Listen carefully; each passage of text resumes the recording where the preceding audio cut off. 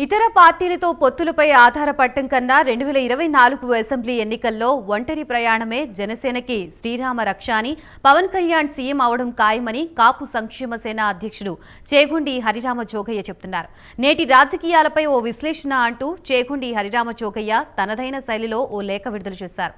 బీజేపీతో జనసేనకి పొత్తు ఉంటే లాభ నష్టాలేంటి, టీడీపీతో కలిసి నడిస్తే వచ్చే లాభ నష్టాలేంటి, జనసేన ఒంటరిగా ప్రయాణం చేస్తే పవన్ కళ్యాణ్ ఎలా సీఎం కావచ్చు అన్న అంశాలని విశ్లేషిస్తూ జోగయ్య ఈ లేఖ రాశారు.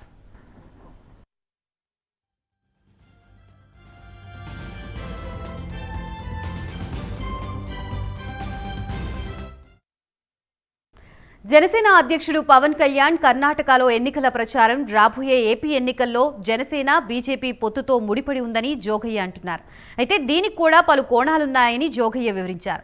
పవన్ కళ్యాణ్ కర్ణాటకలో ప్రచారానికి వెళ్లే ముందు ఏపీలో జనసేన పొత్తు టీడీపీతో లాభమా లేక జనసేనతో పొత్తు పెట్టుకోవాలని ఉవ్విళ్లూరుతున్న బీఆర్ఎస్తో కలిసి ప్రయాణిస్తే లాభమా, ఈ రెండూ కాకుండా ఒంటరిగా ఎన్నికల బరిలోకి దిగితే లాభమా అని బేరీజు చేసుకుని మాత్రమే కర్ణాటక ఎన్నికల్లో బీజేపీకి ప్రచారం చేయడానికి పవన్ కళ్యాణ్ ఒప్పుకోవడం శ్రేయస్కరమని జోగయ్య సూచించారు.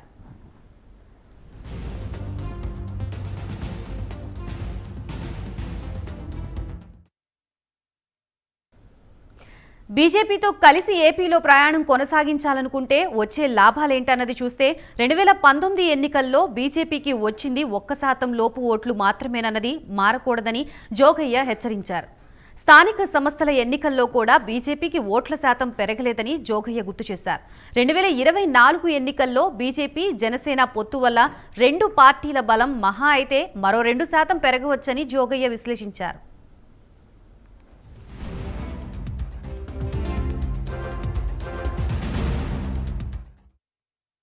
ఓట్లు పెంచుకోవడానికి జగన్మోహన్ రెడ్డి ప్రభుత్వాన్ని ఓడించడానికి బీజేపీ రాష్ట్ర శాఖ చేస్తున్న ప్రయత్నాలు అంతంత మాత్రమే ఉన్నాయని జోగయ్య తెలిపారు.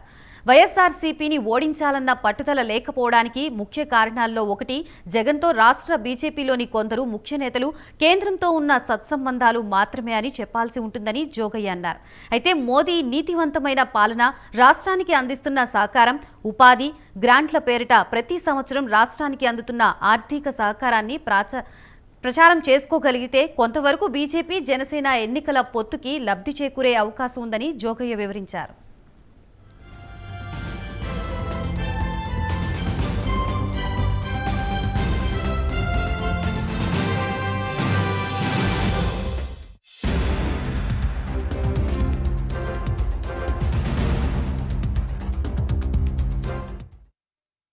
రెండు 2024 పార్లమెంట్ ఎన్నికల్లో మోదీ ప్రభుత్వం మళ్లీ గద్దెనెక్కే అవకాశం ఉందని జోగయ్య జోస్యం చెప్పారు. ఈ కారణంగా 2024లో ఏర్పడే రాష్ట్ర ప్రభుత్వం బీజేపీతో సఖ్యత కలిగి ఉంటేనే రాష్ట్ర అభివృద్ధి సాధ్యమవుతుందని జోగయ్య హితవు పలికారు. విభజన హామీల ప్రకారం కేంద్రం నుంచి దక్కాల్సిన ప్రత్యేక హోదా, వెనుకబడిన ఉత్తరాంధ్ర, రాయలసీమలకి ప్రత్యేక ప్యాకేజీ, విశాఖ ఉక్కు ఫ్యాక్టరీ ప్రైవేటు పరం చేయడం, పోలవరం ప్రాజెక్టు నత్తనడక నిర్మాణం అన్న అంశాలపై 2024 అసెంబ్లీ ఎన్నికల్లోపు కేంద్రం పాజిటివ్గా స్పందించాలని జోగయ్య సూచించారు. లేకపోతే ఇతర ప్రతిపక్షాలు అధికార పక్షంతో సహా బీజేపీ వైఫల్యాల్ని ఎండగట్టడం ద్వారా బీజేపీ జనసేన కూటమికి నష్టం కలిగించే అవకాశం ఉందని జోగయ్య ఆందోళన వ్యక్తం చేశారు. ఎన్నికల పొత్తు పెట్టుకుంటే బీజేపీ మత రాజకీయాలు కూడా జనసేనకి నష్టం కలిగిస్తాయని జోగయ్య హెచ్చరించారు.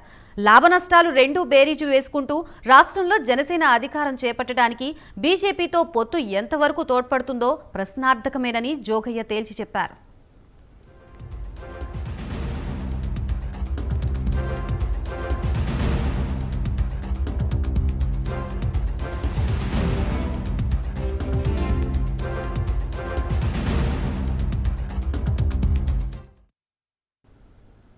ఇక టీడీపీతో పొత్తు విషయానికి వస్తే 14 సంవత్సరాల టీడీపీ ప్రభుత్వ హయాంలో చేపట్టిన అభివృద్ధి, సంక్షేమ కార్యక్రమాలపై ప్రజలకున్న సంతృప్తి, మీడియా సపోర్ట్, చంద్రబాబు నాయుడు కన్నా అనుభవం లాంటి అంశాలన్నీ టీడీపీతో పొత్తు వల్ల జనసేనకి లాభం చేకూరుస్తుందని జోగయ్య విశ్లేషించారు. టీడీపీతో పొత్తు వల్ల ప్రతిపక్షాల ఓట్లు చీలకుండా చేయడం వల్ల జనసేన అభ్యర్థుల్ని కొంతవరకు గెలిపించుకోగలుగుతామని జోగయ్య తెలిపారు. శాసనసభ్యులుగా తీర్చిదిద్దడం ద్వారా కొద్దిమంది జన సైనికుల్ని సంతృప్తి పరచవచ్చని జోగయ్య అంచనా వేశారు.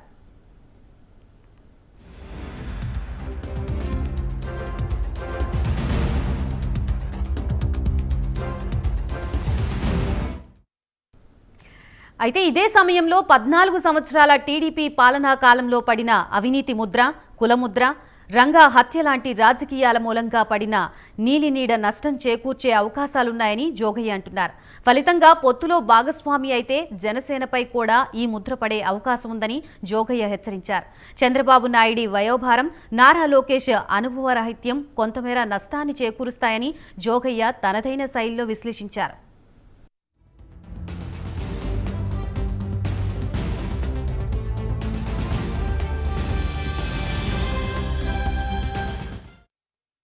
కాపులకు రిజర్వేషన్లు కల్పించడంలో చిత్తశుద్ధి లోపించడం, బీసీలకి జనాభా ప్రాతిపదికన రిజర్వేషన్లు కల్పించాలన్న చిరకాల డిమాండ్పై స్పందించకపోవడం, ప్రధానమంత్రి మోదీకి బద్ధశత్రువుగా మిగిలిపోవడం కూడా టీడీపీతో పొత్తు నష్టాన్నే చేకూరుస్తుందని జోగయ్య అంచనా వేశారు.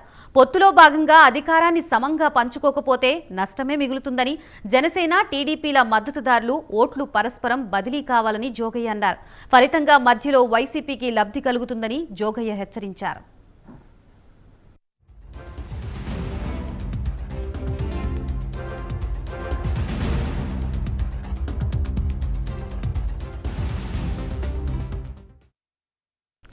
సీఎం పదవి పూర్తి కాలం చంద్రబాబుకి కట్టబెడితే కూడా జనసేనకి నష్టమేనని జోగయ్య వివరించారు.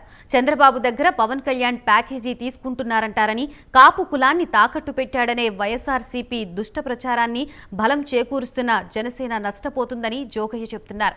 ఎక్కువ అసెంబ్లీ సీట్లు టీడీపీ దక్కించుకుంటే సదరు సీట్లలో సంవత్సరాల తరబడి పార్టీని నమ్ముకుని పనిచేస్తున్న జన సైనికులు అసంతృప్తికి లోనవుతారని జోగయ్య అంటున్నారు.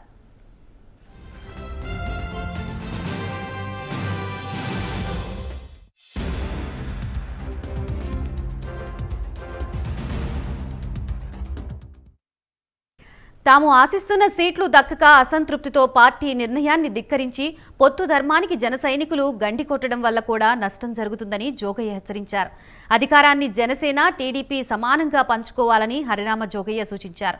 ఇటు జన సైనికులు, అటు టీడీపీ కార్యకర్తలు సమానంగా సంతృప్తి చెందితేనే ఈ కూటమి విజయం సాధించి వైఎస్ఆర్సీపీని ఓడించగలుగుతుందని జోగయ్య విశ్లేషించారు. లేకపోతే పొత్తు వల్ల నష్టమే కానీ లాభం ఉండదని జోగయ్య కుండబద్దలు కొట్టేశారు.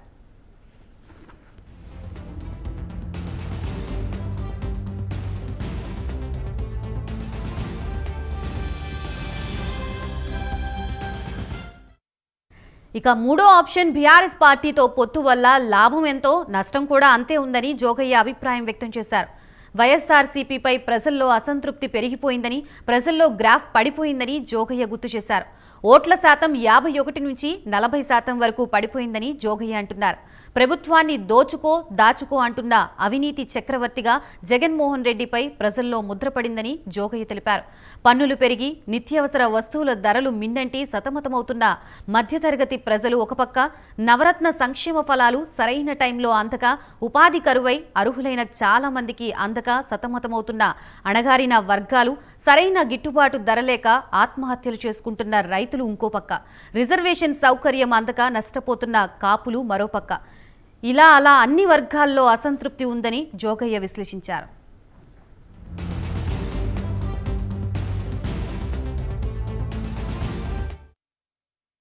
ఈ పరిస్థితుల్లోనే ప్రజలు పాలనలో మార్పు కోరుకుంటున్నారని జోగయ్య అంటున్నారు.